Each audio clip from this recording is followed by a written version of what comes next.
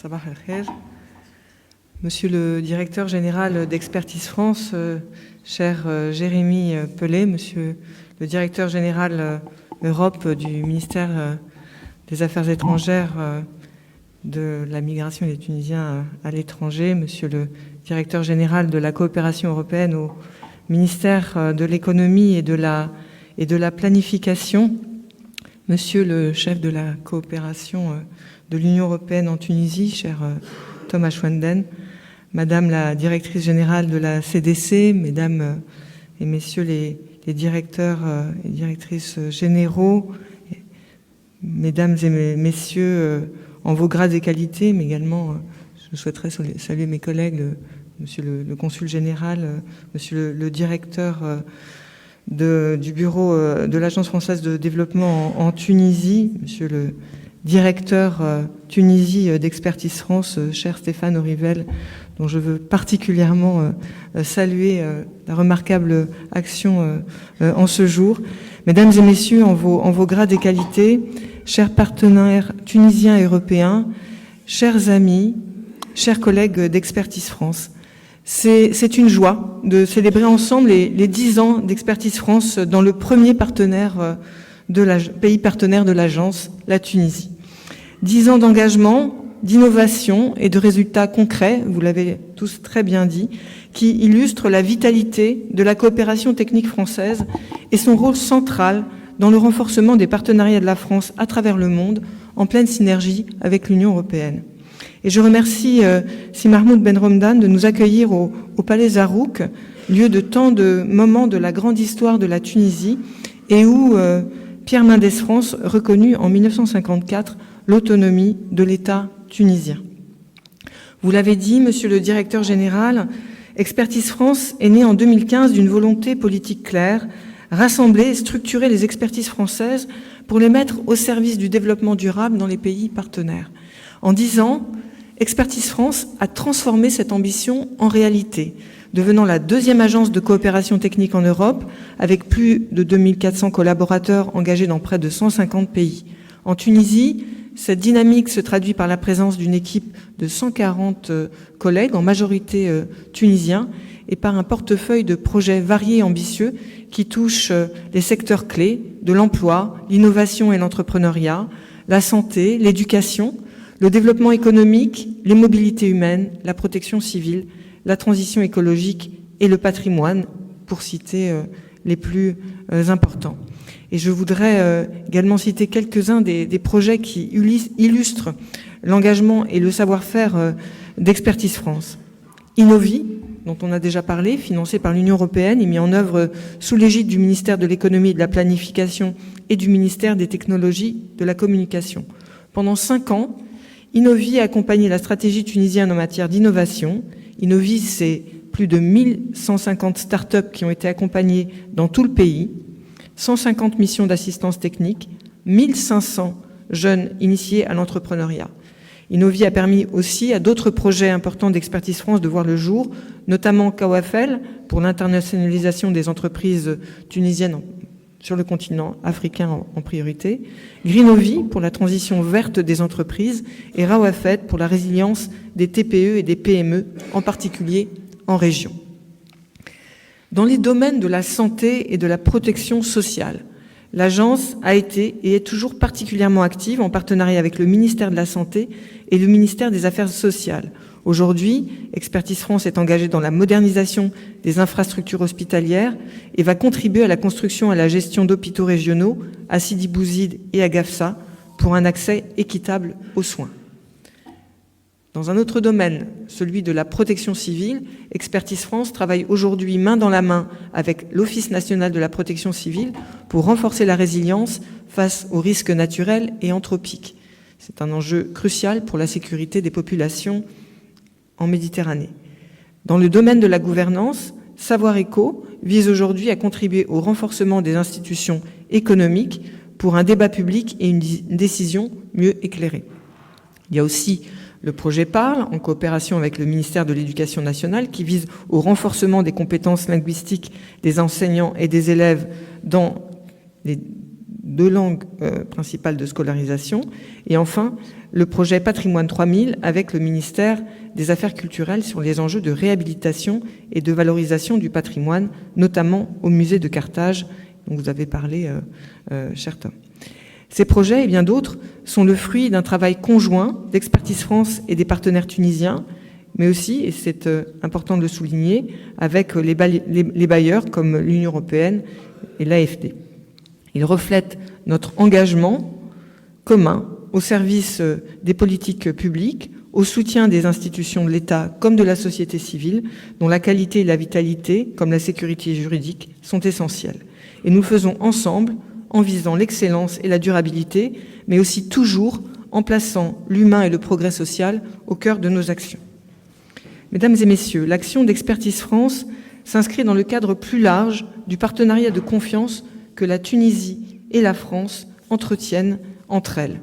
Ce partenariat, historique et très dense, est appelé à continuer à se développer dans un dialogue entre égaux, dans le respect de l'indépendance et de la souveraineté des décisions de chacun, au service des intérêts de nos concitoyens. C'est un partenariat d'autant plus solide et durable qu'il est mutuellement bénéfique. Il faut le souligner.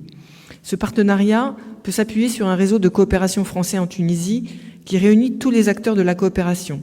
L'Institut français et ses 3 sites à Tunis sous CESFAX, le groupe AFD qui, outre Expertise France, regroupe aussi Proparco et Digital Africa. Il y a également l'agence de coopération du ministère français de l'Intérieur, Civipol, l'Office français de l'immigration et de l'insertion, l'OFI, et 2 centres de recherche, l'IRMC et l'IRD.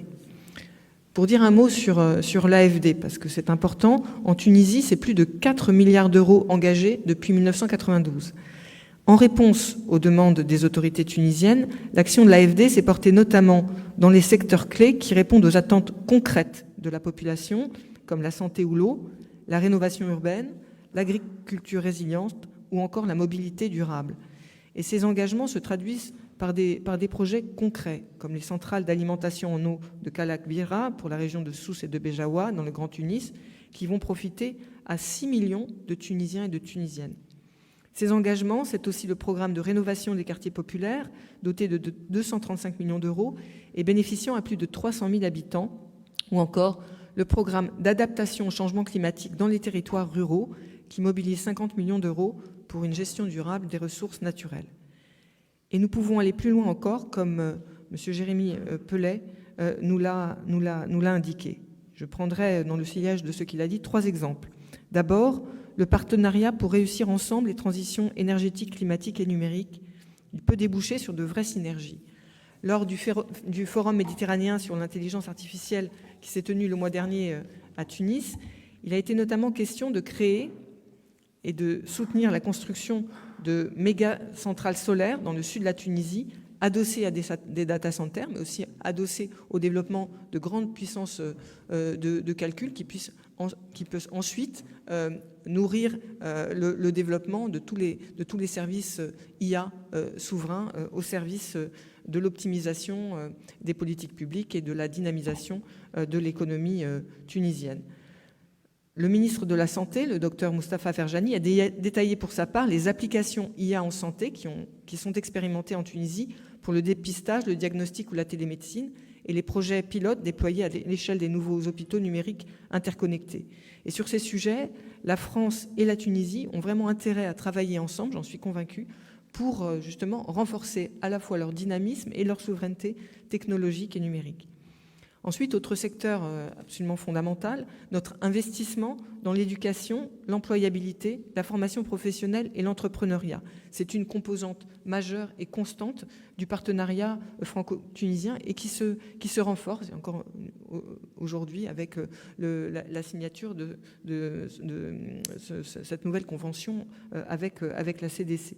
Il nous faut poursuivre cet engagement pour la formation des compétences et monter en gamme afin que le riche écosystème industriel qui s'est structuré entre l'Europe et la Tunisie puisse continuer à bénéficier d'ingénieurs, de techniciens et d'ouvriers spécialisés qui sont formés pour répondre aux besoins croissants qui existent dans les marchés de l'emploi sur les 2 rives de la Méditerranée. Il faut le faire conjointement.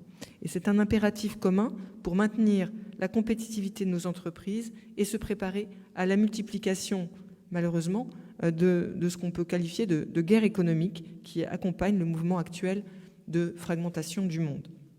Enfin, encore un autre secteur important, la France et la Tunisie, fortes de leur coopération sécuritaire exemplaire, doivent unir leurs forces pour faire face aux défis croissants du narcotrafic en Méditerranée. C'est un danger pour nos sociétés, pour notre jeunesse.